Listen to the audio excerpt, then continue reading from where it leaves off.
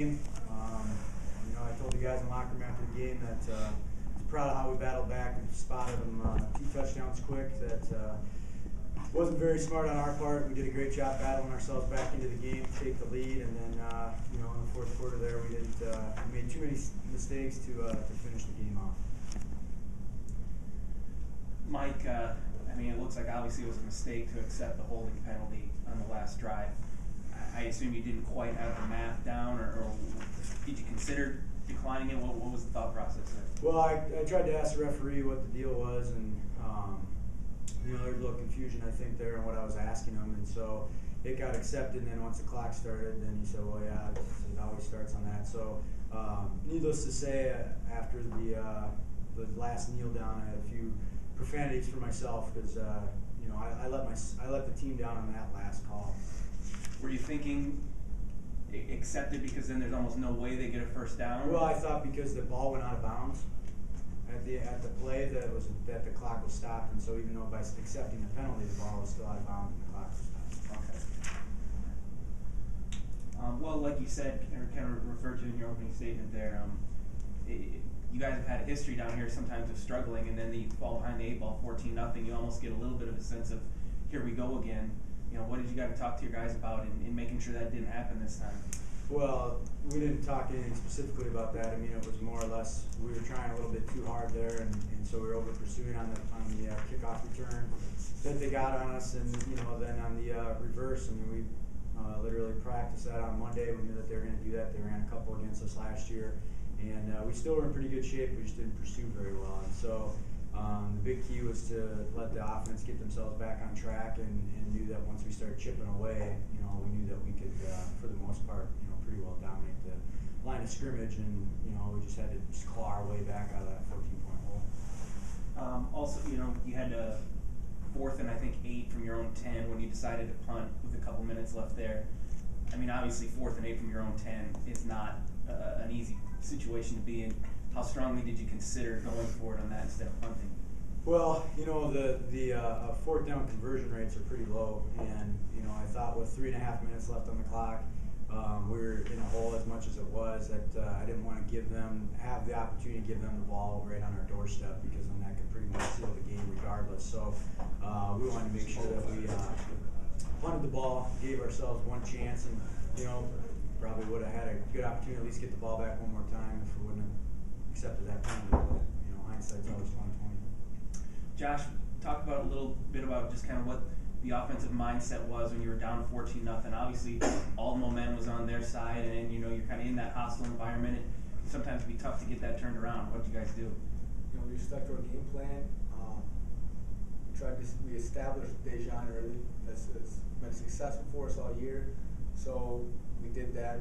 We didn't go away from our game plan because we got them down 14-0 in the first quarter. We knew that we stick at it, our line would start to control line of scrimmage. Dejan would break some runs, and once that started, that opens up the passing game a lot too. I was going to say, I think statistically, just kind of the mixture of the run and pass today was maybe as good as it's been. Did you feel like this was one of your guys' better games offensively?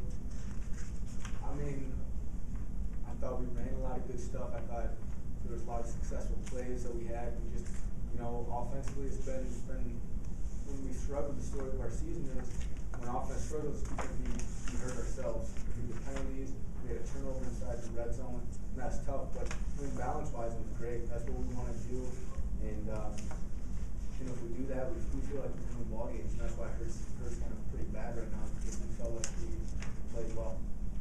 The last drive there, obviously the penalty on the kickoff, forcing you guys to start inside the 10. That's tough when you're going for a potential game-winning drive. But when you took the field there, were you guys feeling pretty good? Like, hey, we're going to go down and win the game here? We practice 2-minute drill every Thursday. We've been in situations at the end of half, at the end of game, that we've executed the 2-minute drill very well. So we didn't feel like we felt 90 yards wasn't going to be. We could do it. We had confidence in ourselves, and that's how we do. We practice it, so we know we can do it. Nick, first of all, how'd you feel? Felt good. No problems. Felt great to be back. Excited to be back with my teammates and my family. When did you guys know or make the decision that you'd be ready to come back?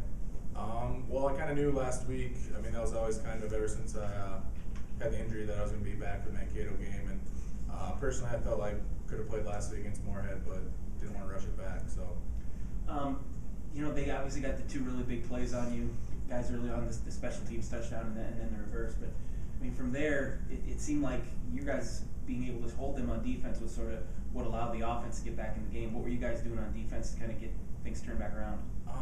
There was nothing special we did. We just stuck to our game plan. We knew that they had a good balance of run and pass, and we knew some of the plays that they were going to be able to, they're going to try on us. And on that reverse, we had it clogged up. I mean, one missed tackle and he gets out the gate. So, I mean, we didn't really do anything special. We just kind of stuck to the game plan, and we just got more physical, and we didn't like that we were down 14-0, so we wanted to come back and make a statement and show that we're not done. Did you guys feel like, Nick, did you feel like at halftime that the momentum had kind of turned around? You were still losing, but going into the half and getting that field goal, 14-10, it seemed like you had kind of taken the momentum back from them at that point. Yeah, after that first quarter, I mean, we were down, but we knew that we could come back. We knew the offense, they're high power, they can score at will. So, especially after those 10 points at the second quarter, we knew that we could do that the rest of the game, that we could dominate the line of scrimmage, we can control the clock, and basically do what we impose our will on them. There's going to be, I suppose, after this game, you guys are going to probably hear a lot of talk about the playoffs are out of the picture. The South Division title went to Mankato. How do you kind of avoid thinking of those sorts of things and just focus on finishing the season strong?